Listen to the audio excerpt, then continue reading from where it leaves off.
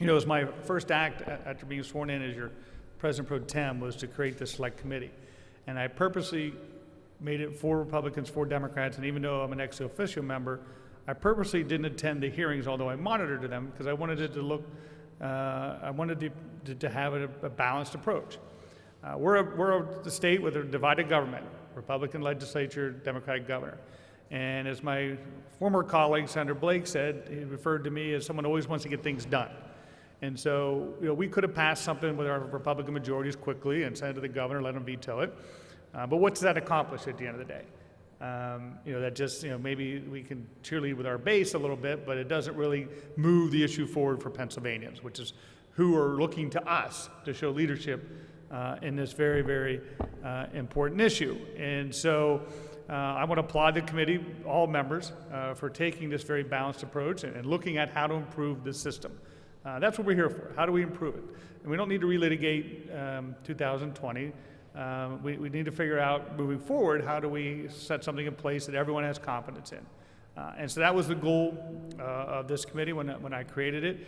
And I think all the members, as just judging by their words here today, have done an outstanding job of that and trying to best understand how to move forward. And I think, the 3 areas that we talked about are so important is voter access. That's the most important thing.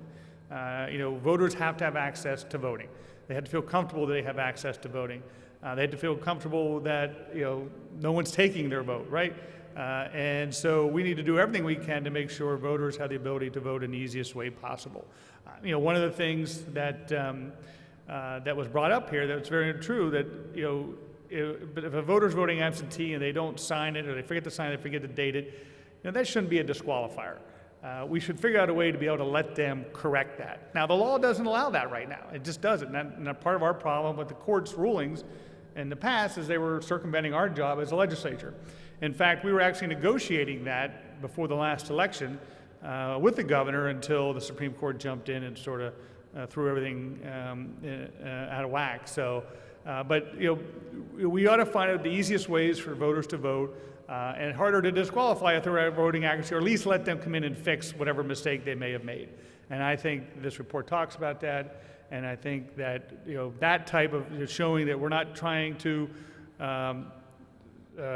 suppress the vote, we're trying to figure out ways to increase the vote, and making sure that people have access. And then the other side of that, of course, access is security. It's like any freedom, right? Freedom comes responsibility, and so we want to make sure there's security in this process, that everyone can count on, that one person voted and they got the chance to vote, and that's all that got to vote, and they're counted correctly.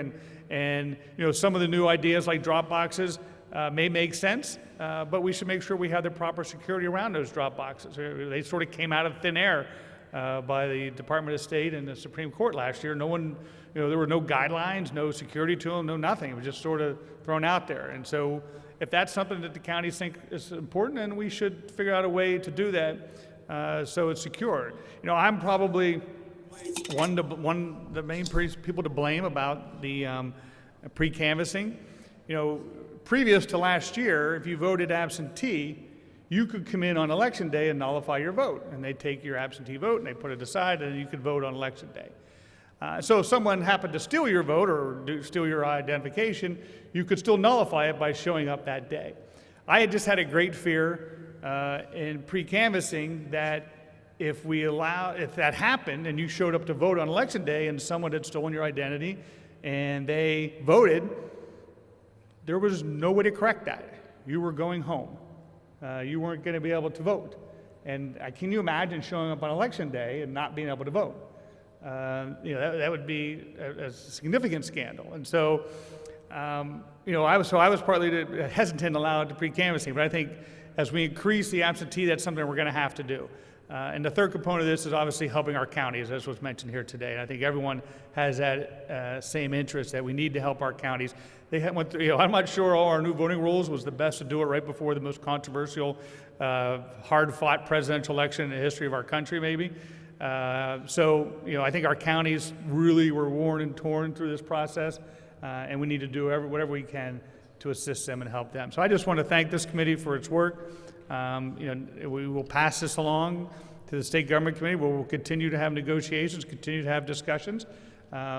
Again, we don't get anything done if we don't come together, and that's what I'm looking forward to. So thank you, Chairman Langerhold, thank you, Chairman Street, and all the members of the committee. I think you conducted yourselves in a way that the people of Pennsylvania can be proud of.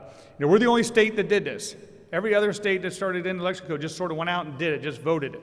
We're the only one out and had exhaustive hearings, talked about all the issues, brought in other states to come in and talk about the way they do things. So I think it was the right approach, particularly after a very difficult election season, and I'm proud of this institution today. Thank you, Mr. Chairman.